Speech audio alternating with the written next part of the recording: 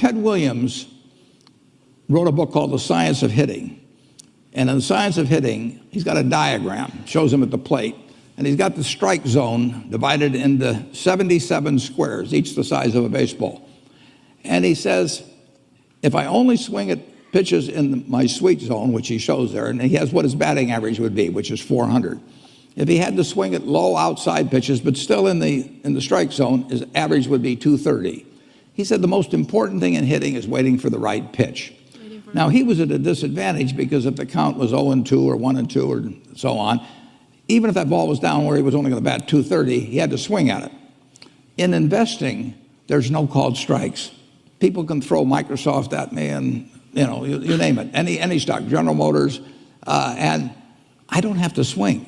And nobody's going to call me out on called strikes. I only get a strike called if I swing at a pitch and miss. So I can wait there and look at thousands of companies day after day, and only when I see something I understand and when I like the price at which it's selling, then if I swing, if I hit it, fine. If I miss it, it's a strike.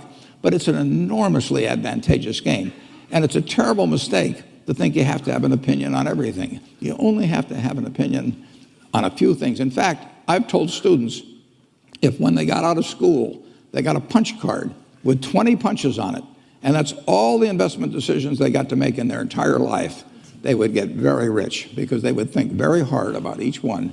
And you don't need 20 right decisions to get very rich. 4 or 5 will probably do it over time.